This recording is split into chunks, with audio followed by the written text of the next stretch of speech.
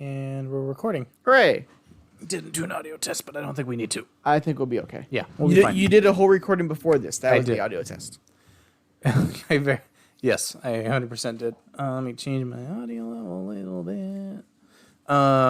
Anatomy of a Fall. Yes, we got to finally see Anatomy of a Fall, which was a highly regarded film going into Oscar season that we just never could get to see because it was playing at one theater in the area, which was basically a city away. And only played it 2 times. And having seen it, it wasn't really a theater film anyway. I agree. Yeah. I mean, it wasn't. It's not Godzilla versus Kong, which is out right now, which is a theater film, even though it will almost certainly not be as good as this film. But yeah, we just never saw it in time. But we got around to it. Thank you to was it Hulu or Prime? Yes, Hulu. Okay, Hulu. Hulu had that, and they added Poor Things, so that's also on our list to catch up on.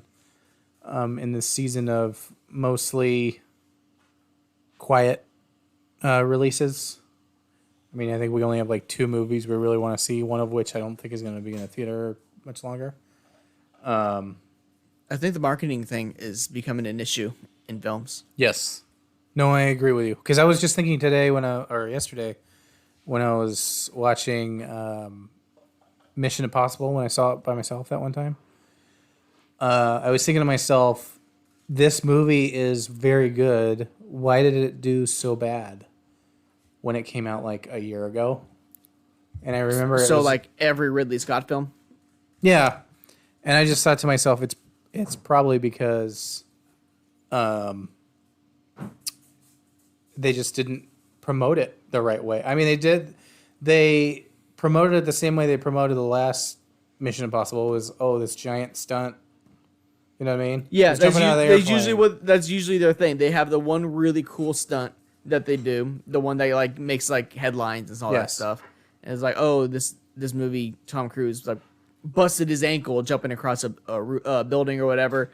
This one is hanging on the outside of a plane. Yeah. The last one was he just took a motorcycle straight off a cliff, which is really cool. And again, I wonder how many times he had to do that.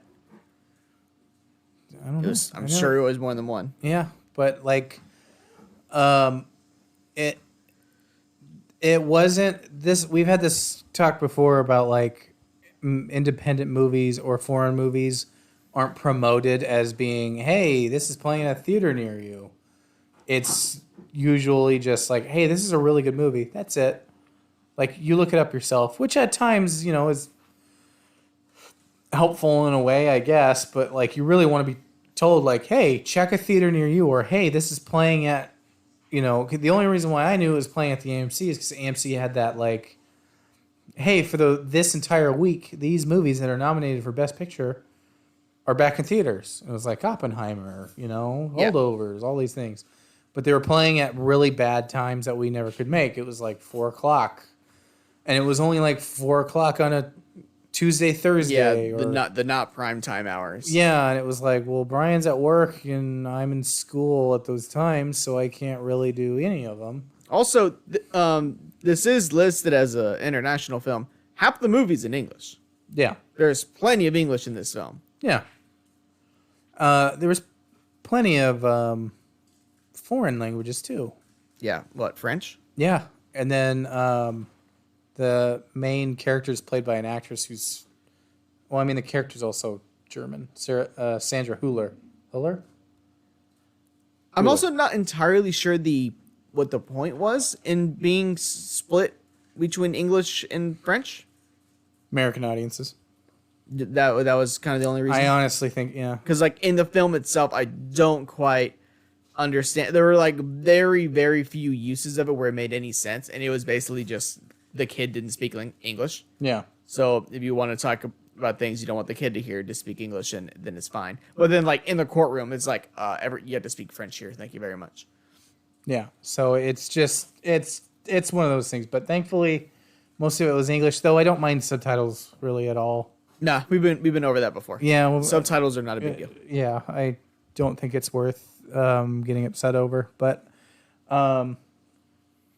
Anyway, getting into the movie, had a very interesting start. It was kind of slow at the beginning, but I think that was intentional because it had a slow burn throughout the whole movie. What were your thoughts?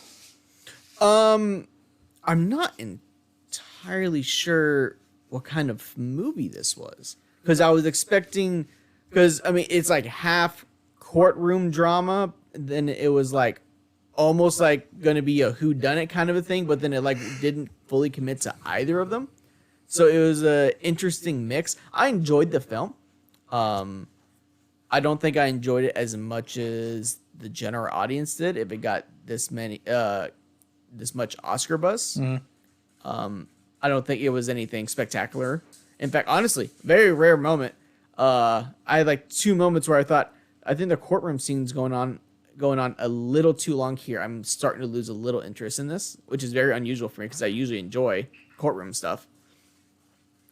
And then there wasn't really there wasn't like a plot twist or anything at the end either. It was just like okay. We were waiting for it though. I know. I was waiting for just like some subtle reveal. We were waiting like for it. Like Power of the Dog did the same thing. Although that movie was way more of a slow burn. But then there was like the twist at the end. It's like, oh, everything came together. This one was just kind of like, okay, we're done. Yeah. But we were waiting until the very end, even like a little bit through the credits, because it has one of those things where the credits roll while the camera is still rolling. We were waiting for that moment of like, gotcha. Yeah. And it just never came.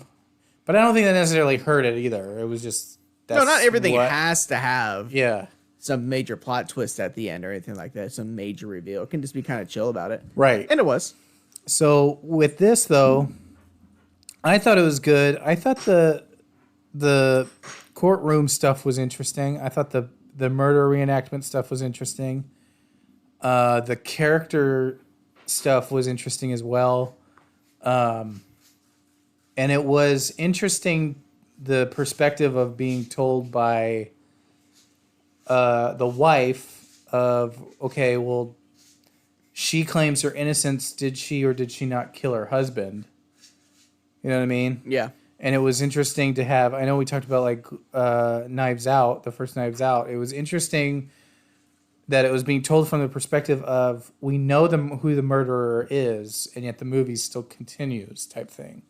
It kind of works in reverse order. So with this, it was interesting to wonder throughout the movie. It was like, is she or is she not guilty?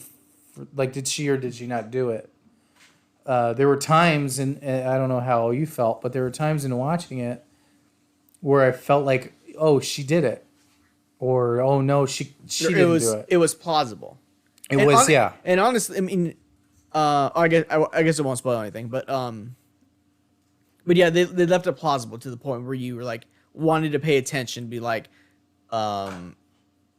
almost like to turn it into like a whodunit kind of a thing, like right. Who actually did it? Did he actually commit suicide, or did she actually kill him? But yeah, it was straight into that a little bit. Okay. Yeah, I mean, I thought it was interesting. There was a moment of like a whodunit at the beginning, but it very quickly turned into a trying to prove innocent or guilty of the main character. So very quickly it was, she gets a lawyer. They start doing reenactments at the house. They start to build a defense. Because the lawyer talks about like, did he beat you? Did you get in any fights? Like, no. You find out later that's a lie. And that fed into the narrative of like, oh, she could be lying because she said they didn't fight or they didn't have any bad fights. And there was an audio recording showing later they did indeed fight. So it was an interesting turn of face to see, like, no, we had this kind of perfect marriage or whatever. And then it turned into, no, you guys basically had this weird relationship where you fed off each other and your negative energy was kind of like stagnant all over your lives kind of thing. it was a really interesting take on a like a murder mystery, I guess. A thriller? No, it was more mystery than thriller. Yeah. But yeah, I thought that was an interesting aspect of the movie. I thought the kid did really good. The kid did do great. The one thing that really irritated me though was, and I know it was for, plot's sake or, narrative sake, was that the son lied or was unsure, and then you didn't know. Is he lying to save his mom, or did he genuinely not know? Because he backtracks. I think it offers a little authenticity to it, because I imagine in actual cases like that, you go to the kid for something that important, it's very difficult to take the kid's word for it, because they're kids and they're just prone to stuff like that. Yeah, I mean, I could see it that way, but I looking back on it now, I guess it was a little bit more of, it's a kid. He's innocent in all of this, though there was a time when we thought he did it. And it was, kid didn't know what was going on. He wasn't sure. He wasn't, he may have lied. He may have just forgot. He was unsure. He said it so when he had to go up and talk the first time. So I thought that whole courtroom scene part was interesting. The prosecutor, though, was very intense. He was all over them. Every time they answered something, he was borderline insufferable for me. Really? Yeah. Why is that? No, just that's the intent of the character. Okay. Just the intent of the character to just pick apart and nitpick literally everything possible. And it's just like, oh, he's one of those people. Yeah. He's one of those kind of prosecutors. It's just like, okay, just grasping for straws literally anywhere and everywhere, turning nothing into something kind of a thing. Yeah. It was kind of, he was trying his best to just uncover everything, and Yeah. he was pushing buttons while he did it, which is a usual, lawyer courtroom setting type of thing that plays out. So professionally, I'm sure someone would say he did a fantastic job. Yeah, like that's the point of being the prosecutor there. Right. But from a viewership thing, it's just like, oh my god, he won't shut up. He will not shut up. I want him to shut up just for like 5 minutes. Please just shut up. Yeah. But he never did. But that's it. And then we had multiple times during the movie where we questioned how their justice system works, because it seemed like the courtroom and the jurors in the courtroom were like with the prosecutor, and there are a whole bunch of people wearing robes, and stuff like that. Yeah, I definitely have to like compare the American justice system with theirs. I'm not gonna dive into that because I just don't understand it. And I don't care enough to Google it. Yeah, well, I mean, it's just another thing, but it was interesting. I thought it was interesting. There is one part of the film that absolutely everybody is gonna say that they loved, and it's the cute as fuck dog. The dog, yeah, which was at the Oscars. The dog was at the Oscars. That's right. Which we were wondering why this dog kept showing up. Yep, and now immediately understood it. Completely understood it. Dog was fantastic. Arguably the best actor in the film. Dog sold it. I have to agree. Yeah. The most intense scene in the movie was directly involving the dog. Yeah. Yeah. No, I completely. When that dog was like dying from the aspirin overdose, essentially, we were all on edge, thinking that this kid intentionally tried to kill the dog. Yeah. Again, the kid in that scene absolutely sold it. It was awesome. Yes. Like that was probably the best scene in the movie. That's nothing made you feel more than that scene, like by a long shot. Yeah. Yeah. It was interesting. Intense. And it kind of fed in that narrative of like, did the kid do it? Because when he did that, I don't know where you were thinking, but I was thinking, and I said it loudly, I was like, he killed his dad because he's about to kill his dog, and he's like a psycho. And it was like 20 minutes ago. I was just like, when did the animal cruelty charges come up? Yeah, on the kid or his friends. That was really just crazy to me. The whole thing. So like what was your thoughts on the film overall? Like I know we're gonna get to a ranking and everything, but like what was your thought overall? Did you think it was good? Do you think it was worth the nomination? Like, because it's got screenplay as well. I think it was all right. Okay. I don't think it was anything all that special. I would have. I mean, again, I'd kick any one of those movies out for putting Across the Spider-Verse into it for the nomination. But I mean, in terms of international stuff, comparing that to Zone of Interest, which I saw as well, that was international. Between that, also saw what was that other film? The Society of the Snow. Oh, actually, I saw 3 international films this year. Go you.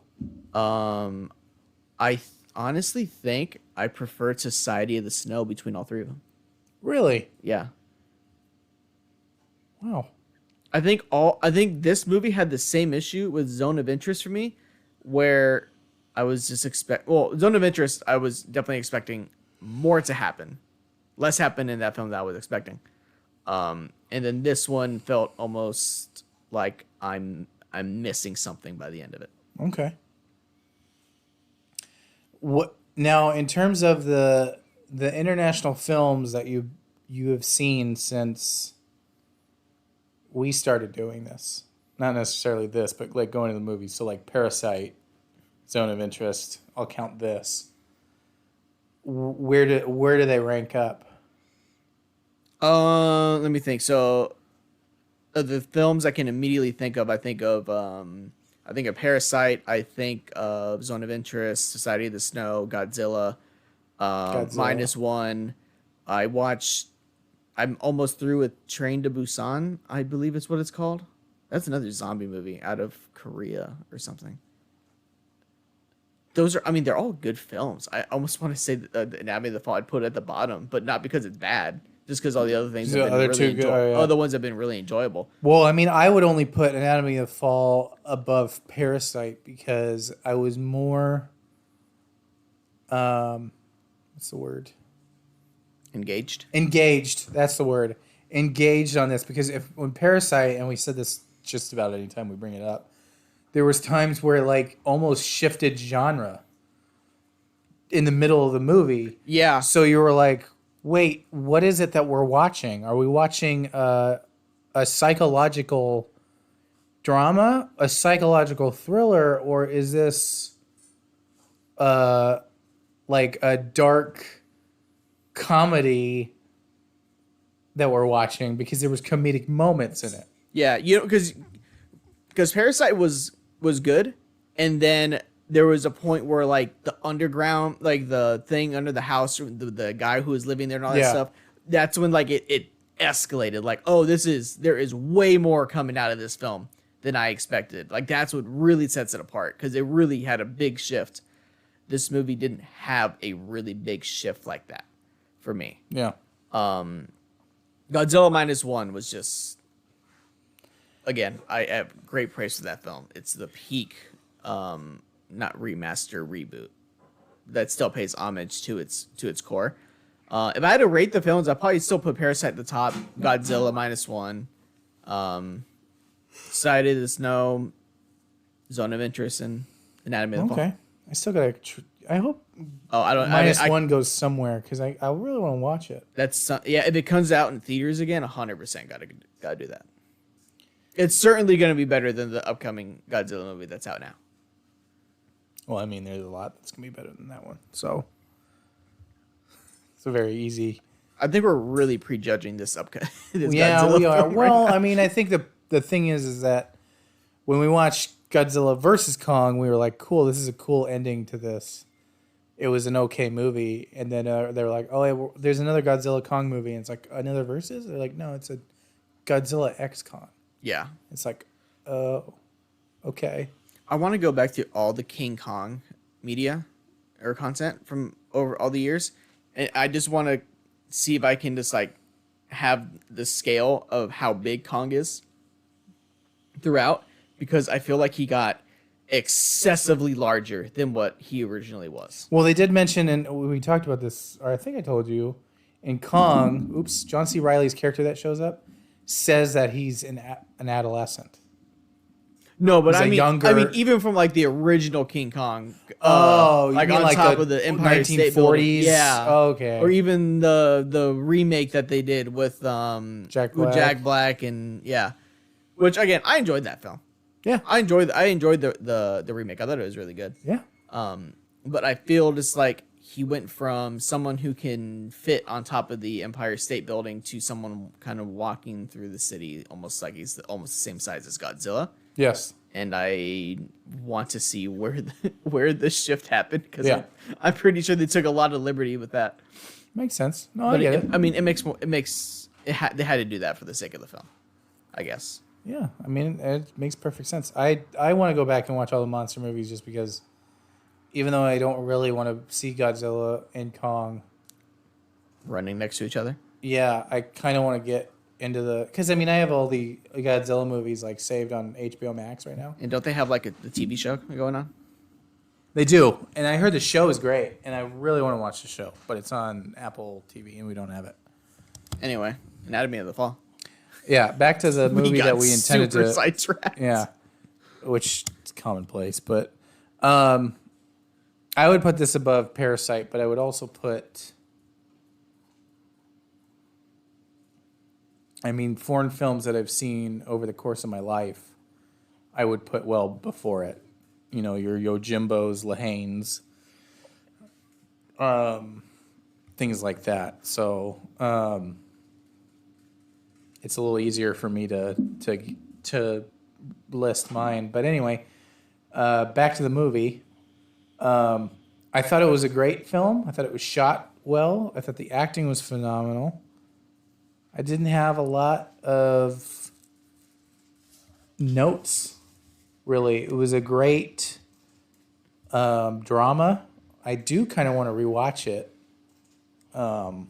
It would have been a good white noise film if it was strictly English. That's the only net drawback there is to international films that have foreign language, is that I can't just put it on in the background and just listen to it doing something else, because I don't know what the fuck they're saying when they go into French. Yeah. But again, there was plenty of English in this movie.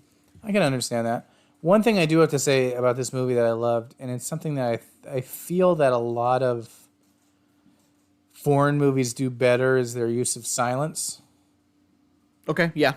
I know what you mean. It not necessarily like but there's no noise at all, but like I guess I should say lack of music, because there was that one scene where it was dialogue heavy, and not using any music made it like, oh my god, like this is very intense. Like this is very. You are really going to enjoy Zone of Interest then.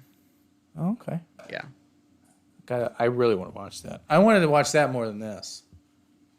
You would. I mean, if you want, like, if you really appreciate filmmaking, I think Zone of Interest is a better watch. Well, I'll have to take a shot at it.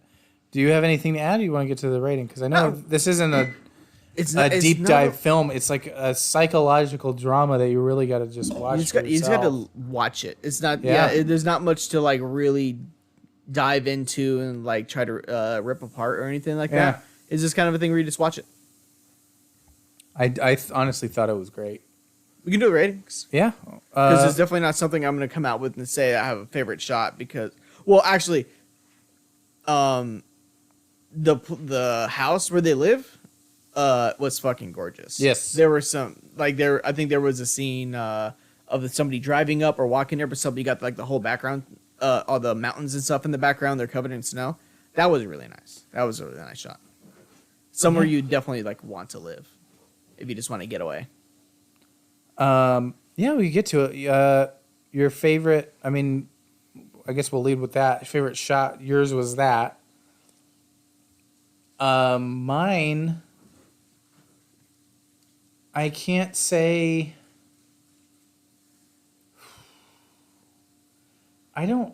Nothing really stood out to me, but I feel like the whole movie as a whole was shot really well.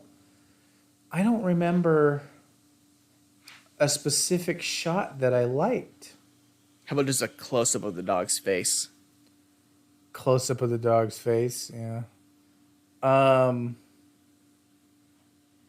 They do this thing with the foreign films do this a lot, where they stick with the character, and it's a lot of long shot on the character of them talking to someone that is also talking to them, but there isn't a lot of over the shoulder shots of them both. You know what I mean? Yeah, like it's not like a back and forth kind of a thing. Right. So it's like they're talking, you very well could do that, but they're not doing that.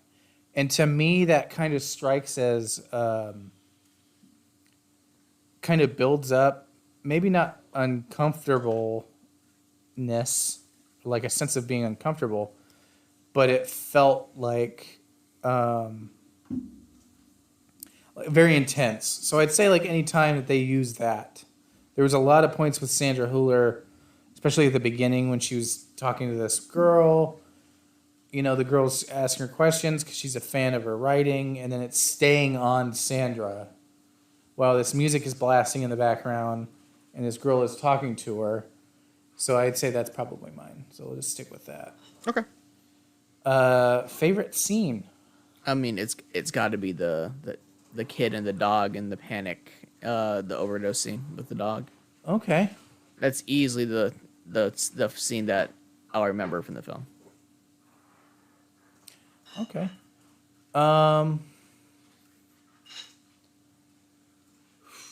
I really like the scene of they're doing this deposition or whatever in court, and then they're like, "Do you guys ever fight?" She says no, and then they have audio of it, and they start playing the audio, and it plays for a little bit, and then it goes kind of into a flashback. That was my favorite scene because I thought that was perfect. Yeah. You heard it, you're hearing this audio, you kind of wish you were there, then you were there. Then you saw everything that was happening, and then it even gets to a point where it cuts off and you don't see the violence break out. Yeah, they cut back to the courtroom. There's glass shattering, there's movement, it sounds like there's a fight. Yeah, scuffle. So that to me was fascinating. So yeah, that's mine. Favorite line of dialogue? You have a favorite back and forth or something that was said? Favorite line of dialogue? There's a lot. I mean, this is a super dialogue heavy film. I don't have anything off the top of my head. So I'll go with mine. Mine was very much, I wanted to go with that same scene where they're talking or arguing, but I really loved when they were talking and they had his psychologist up talking, or therapist, whatever. Oh, yeah. Okay. And he was like, I sense that they had a difficult relationship, or she's controlling and whatever. And she came out and said, no, you don't know. You aren't there. You're hearing it from somebody else. No one talked to me. You weren't talking to me. You were just talking to him. And in relationships, couples fight. And I thought that was really interesting. It was really... Then the therapist had to kind of stand there awkwardly while there was like a 10-minute back and forth conversation. Yeah, and then it happened again with, it was like a friend or something, and the guy was sitting there, and it was like a 20-minute scene, and then the camera cuts, and you see the guy in the background still standing at the podium, and we were all wondering, what point do you let him sit down? Yeah. What was a little stronger dialogue that I do remember was the night before, the night of the dog overdose, but it was where the kid, because there was someone from the courts who was with the kid to make sure that his mom didn't talk to him about the case during, and it was the conversation where he said he wants her to not be there for that night, and it was because but you don't know what he's gonna do that night, but what it's implying is he's really contemplating whether his mother actually did it or not, because he doesn't know. So it's just really intense, because it's is he starting to turn on his mother in this moment? Yeah, here, kind of a thing. Yeah, that was really good. Yeah, I thought that was great. I remember that part because there was that feeling of, oh, he's gonna turn on his mom. Yeah. He's gonna sell his mom out. That kid went through a roller coaster for about 20 minutes. Yes, 100%. Your rating? What do you give it? It didn't catch me as hard as I would have expected an Oscar-nominated film, but it was still a good film. I think I'd give it a 35. Okay, I give it a 42. The only things I had against it were, I mean, these are things you guys cleared up for me, so maybe I shouldn't hold it against it. I didn't know if the kid was blind or fully or half blind. He's half blind. And there were moments of like I didn't maybe understand what was going on exactly in the courtroom. It was kind of confusing. Again, like that's why I mentioned this at the very beginning. I felt like some of the courtroom things went a little too long. I definitely got lost with some of the constant talking by the one dude. Yeah, at a certain point, it's kind of like getting lost in the conversation. That's definitely prone to happen. Yeah. Now, I say that, though, if I was from France and I understood the judicial system, that wouldn't be a bother. But since I couldn't understand it, that hindered it a little bit. But overall, like a 4 out of 5, I felt like it was a very great movie. And the other things that I had an issue with were like,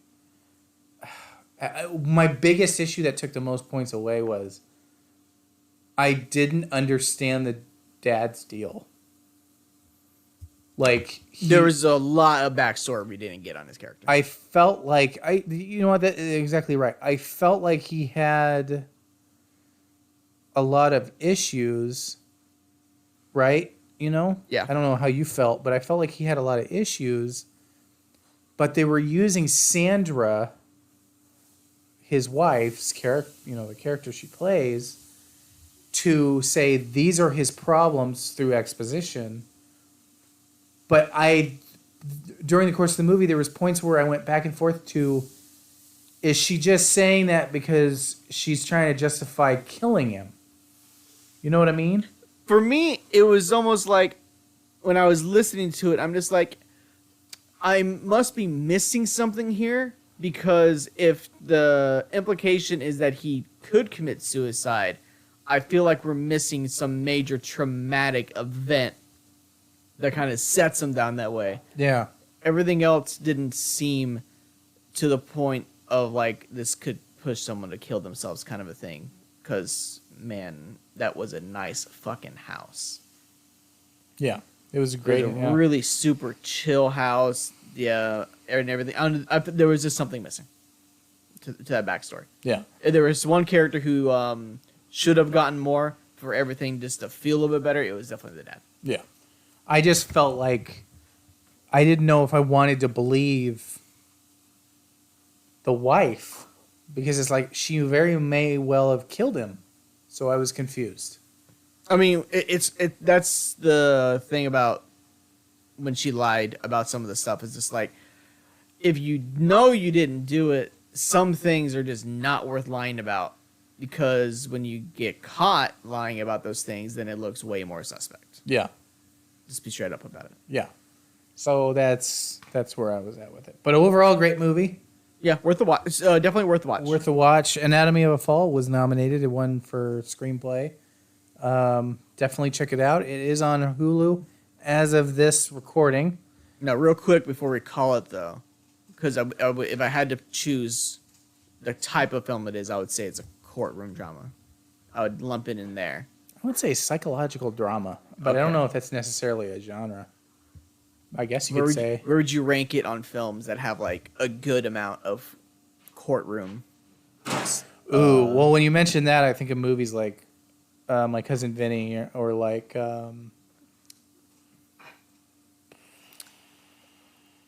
Trial of the Chicago 7. I really love that film. I would put it up there. You put it up there with those?